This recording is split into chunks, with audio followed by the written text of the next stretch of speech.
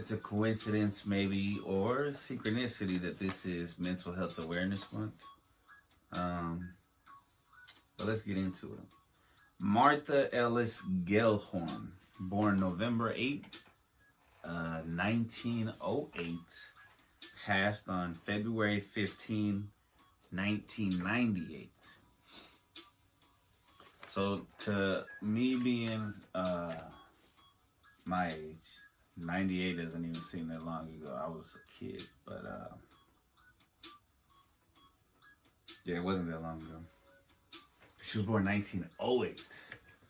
So she was an American novelist, travel writer, and journalist who is considered one of the great war correspondents of the 20th century.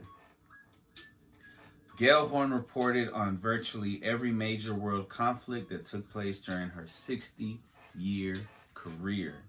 She was also the third wife of American novelist Ernest Hemingway from 1940 to 1945.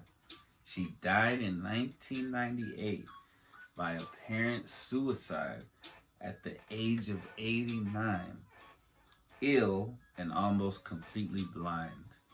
The Martha Gellhorn Prize for Journalism is named after her. So early life.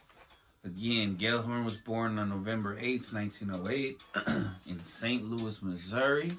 Shout out to my fam in the STL, the Lou. What it do? 314, baby. The daughter of Edna Fischel Gelhorn, a suffragist, and George Gelhorn, a German-born gynecologist. Her father and maternal grandfather were Jewish, and her maternal grandmother came from a Protestant family. Her brother Walter became a noted law professor at Columbia University, and her younger brother Alfred was an oncologist and dean of the University of Pennsylvania School of fucking Medicine. At age 7, Gelhorn participated in the Golden Lane, a rally for women's suffrage at the Democratic Party. Sorry, let me turn this. The beats, the levels, they're all. So it was a rally for women's suffrage at the Democratic Party's 1916 National Convention in St. Louis. Women carrying yellow parasols and wearing yellow sashes lined both sides of a main street leading to the St. Louis Coliseum. The tableau, I think that's what it said, the States was in front of the art museum. States that had not enfranchised women were draped in black. Gailhorn and another girl, Mary Tossig, stood in front of the line representing future voters. In 1926, Gailhorn graduated from John Burroughs School in St. Louis and enrolled in Bryn Mawr College, several miles outside of Philadelphia. The following year, she left without having graduated to pursue a career as a journalist. Her first published articles appeared in the New Republic. In 1930, determined to become a foreign correspondent, she went to France for 2 years, where she worked at the United Press Bureau in Paris. She was fired after she reported sexual harassment by a man connected with the agency. There's no Mewtwo. There's no Mewtwo movement back then. There's no Me Too movement. Can't talk to him. I mean, I could talk, but the words. So she was fired. So she spent years traveling Europe, writing for newspapers in Paris and St. Louis, and covering fashion for Vogue. She became active in the pacifist movement and wrote about her experiences in her 1934 book, What Mad Pursuit. Returning to the United States in 1932, Gelhorn was hired by Harry Hopkins, whom she had met through her friendship with First Lady Eleanor Roosevelt. When I went to go see a good friend earlier, and I was like, "We're the Peaky Blinders," but I didn't say it like that. We're the Peaky Blinders. I don't know, it sounded like a Mexican accent instead of a British accent. It was hilarious. It wasn't hilarious. It was kind of funny.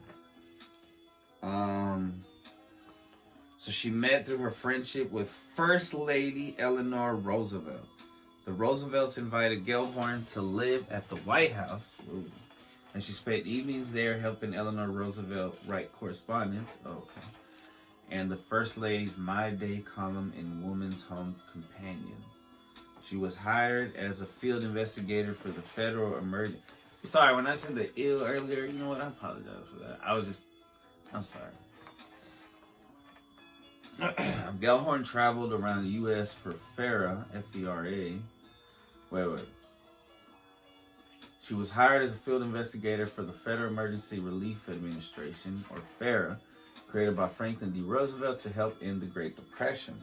Gailhorn traveled around the U.S. for FERA to report on how the Depression was affecting the country. She first went to Gastonia, North Carolina. Later, she worked with Dorothea Lange, a photographer, to document the everyday lives of the hungry and homeless. Their reports became part of the official government files for the Great Depression. They were able to investigate topics that were not usually open to women of the 1930s. She drew on her research to write a collection of short stories, The Trouble I've Seen, from 1936. In Idaho, doing FERA work, Gelhorn convinced a group of workers to break the windows of the FERA office to draw attention to their crooked boss. Although this worked, she was fired from the FERA. War in Europe and marriage to Hemingway. Gelhorn met Ernest Hemingway during a 1936 Christmas family trip to Key West, Florida. Gelhorn had been hired to report for Collier's Weekly on the Spanish Civil War, and the pair decided to travel to Spain together. They celebrated Christmas, I don't know what kind of celebration it is, there's a Civil War going on, in Barcelona in 1937. In Germany, she reported on the rise of Adolf Hitler. In the spring of 1938, months before the Munich Agreement, she was in Czechoslovakia. I'm not sure if I said that right. After the outbreak of World War II, she described these events in the novel A Stricken Field from 1940. She later reported the war from Finland, Hong Kong, Burma, Singapore, and England. In June 1944, Gailhorn applied to the British government for press accreditation to report on the Normandy landings. Her application, like those of all female journalists, were denied. Lacking official press credentials, she posed as a nurse and was allowed onto a hospital ship where she promptly locked herself in the bathroom. Upon landing 2 days later, she saw the many wounded and became a stretcher bearer. Later, she recalled, I followed the war wherever I could reach it. She was the only woman to land at Normandy on D-Day on June 6, 1944. She was among the first journalists to report from the Dachau concentration camp after it was liberated by U.S. troops on April 29, 1945. Gailhorn and Hemingway lived together off and on for 4 years before marrying in November 1940. Hemingway had ostensibly lived with his second wife, Pauline Pfeiffer, until 1939. Increasingly resentful of Gailhorn's long absences during her reporting assignments, Hemingway wrote to her when she left their finca, the Gia estate near Havana in 1943, to cover the Italian front. Are you a war correspondent or wife in my bed? Hemingway, however, would later go to the front just before the Normandy landings, and Gailhorn also went with Hemingway trying to block her travel. When she arrived by means of a dangerous ocean voyage in war-torn London, he had landed there 11 days before her via an RAF raft on which he had arranged a seat for him. She told him she had had enough. She had found, as had his other wives, that, as described by Bernice Kurt in the Hemingway Women, Hemingway could never sustain a long-lived, wholly satisfying relationship with any one of his 4 wives. Married domestically may have seemed to him the desirable culmination of romantic love, but sooner or later he became bored and restless, critical and bullying. After 4 contentious years of marriage, they divorced in 1945. The 2012 film, which I've never heard of, film Hemingway and Gelhorn is based on these years. The 2011 documentary film No Job for a Woman, The Woman Who Fought to Report World War II, features Gailhorn and how she changed war reporting. Later career. After the war, Gelhorn worked for the Atlantic Monthly, covering the Vietnam War and the Arab-Israel conflicts in the 60s and 70s. She passed her 70th birthday in 79, but continued working in the following decade, covering the civil wars in Central America. I didn't even know these were wars that were happening. As she approached 80, Gailhorn begins to slow down physically, and although she still managed to cover the U.S. invasion of Panama in my birth year of 1989, she finally retired from journalism as the 1990s began. An operation for cataracts was unsuccessful and left her with permanently impaired vision. Oh, it's sad. Gailhorn announced that she was too old to cover the Balkan conflicts in the 90s. She did manage one last overseas trip to Brazil in 95 to report on poverty in that country, which was published in the literary journal Granta. This last feat was accomplished with great difficulty as Gelhorn's eyesight was failing, and she could not read her own manuscripts. She published numerous books, including a collection of articles on war. The Face of War came out in 59. The Lowest Trees Have Tops in 67, which was a novel about McCarthyism. An account of her travels, including one trip with Hemingway, Travels with Myself and Another, 1978, and a collection of her peacetime journalism. And she put in another.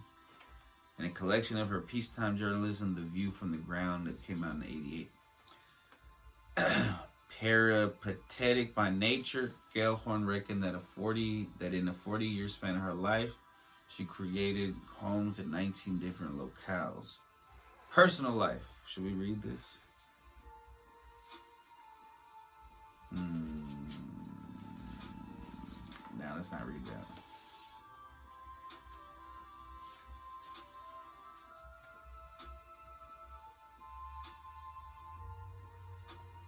So,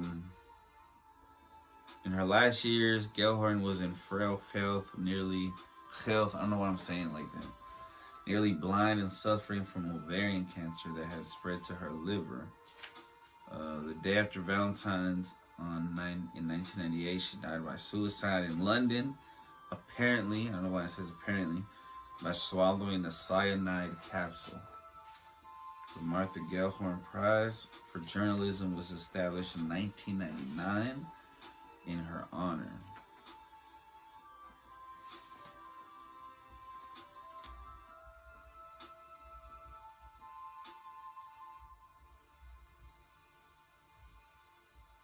Alright, so I kind of like, from the person, alright, so she talked about sex, right?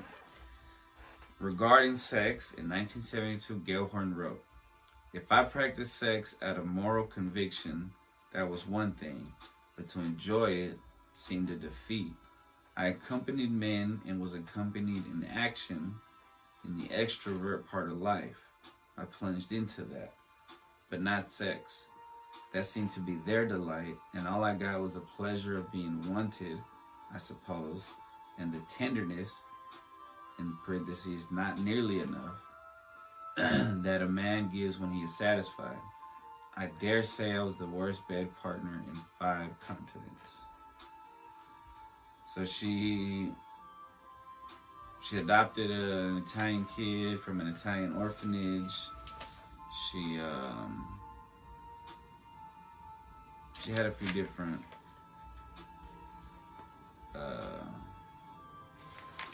relationships.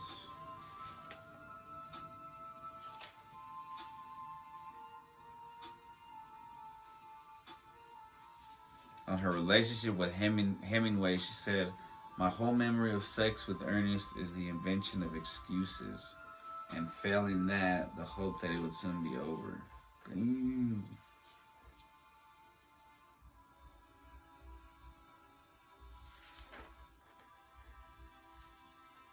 She met Sybil Bedford in Rome in 49.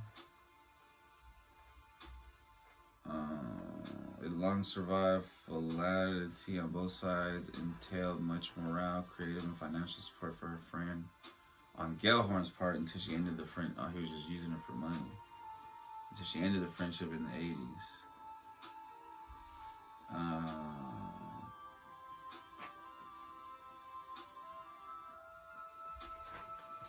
So,